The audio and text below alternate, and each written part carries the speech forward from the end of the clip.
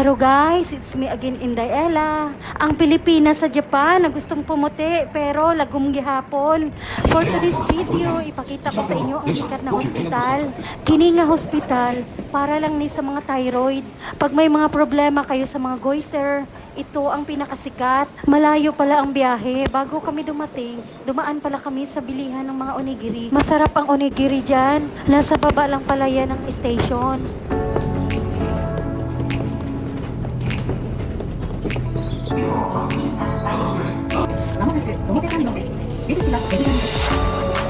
Ang sakayan ng train namin, nasa underground.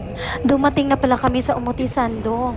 Habang naglalakad kami, na-amaze ako kay ate, violet. Siguro favorite color niya. Mahaba-haba palang nilalakaran namin.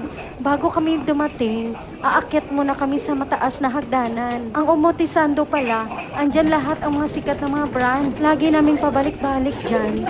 Never pa kaming nakapasok sa mga tindahan. Mamahalin ang mga tinda. Parang Ginza din siya. Halos lahat ng mga taong namimili dyan, may mga pera.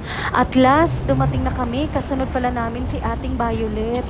Ang pangalan pala ng hospital, ito, pangalan ng may-ari. Ang galing ng hospital na yan. Specialist lang siya ng mga goiter.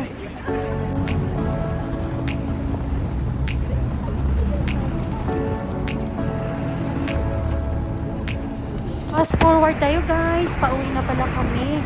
Siguro 5 hours kaming nasa hospital. Dumating na pala kami sa Kinsho. Transfer pala kami ng train. Bago sa amin, kailangan nurikay muna kami ng isa pang train station. Dumating na pala kami. Bago kami umuwi, kumain muna kami sa Kura Sushi. Gutom na daay mi ana, kay wa pa may pamahaw o paniudto. Kana nga building, third floor, musaka pa mi para mukaon mi diya sa taas. Niabot dede ay mi, mga unta. Kung ganahan mo sa akong video, please like and share. Thank you.